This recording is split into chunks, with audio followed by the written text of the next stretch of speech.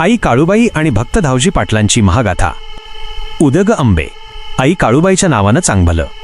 महाराष्ट्राच्या सह्याद्रीच्या कुशीत वाई तालुक्यातील मांढरगडावर एक असं शक्तिपीठ आहे जिथे विज्ञानाचे नियम संपतात आणि अद्भुत चमत्कारांचा थरार सुरू होतो. हे ठिकाण म्हणजे आई मांढरदेवी काळूबाईचं मंदिर. पण या मंदिराच्या इतिहासासोबत जोडलं गेलंय एक असं नाव ज्याच्या नुसत्या उच्चाराने आजही अंगात धडकी भरते. सुरूर गावचे धावजी पाटील.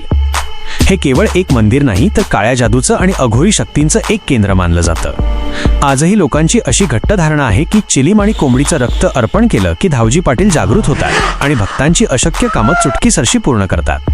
धावजी पाटलांचा जन्म 18व्या शतकात पांडवांच्या अज्ञातवासाची साक्ष देणाऱ्या याच रहस्यमयी भूमीत झाला. लहानपणापासूनच त्यांचं मन संसारात रमलं नाही. त्यांना ओढ होती ती जगावेगळ्या अघोरी विद्यांची आणि तंत्रमंत्राची.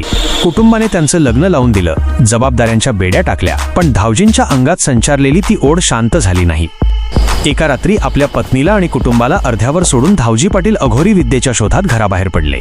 पुढची प्रदीर्घ 14 वर्ष त्यांनी स्मशानांमध्ये आणि कालीमातेच्या चरणी स्वतःला झोकून दिलं. अहोरात्र साधना करून ते काळी विद्या आणि तंत्रमंत्रात अफाट माहीर झाले. साक्षात कालीमातेनं त्यांना दृष्टांत दिला, तुझी विद्या पूर्ण झाली आहे, आता तुझ्या गावी जा आणि लोकांची सेवा कर.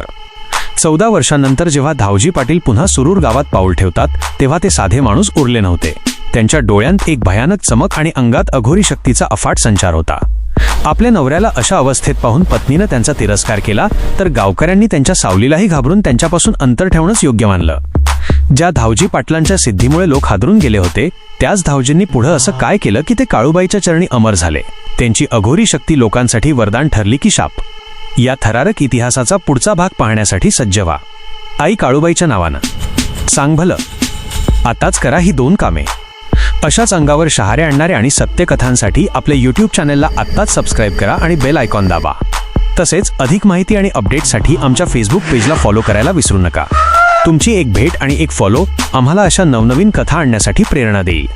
भेटूया उद्याच्या भागात. तोपर्यंत जय काळूबाई.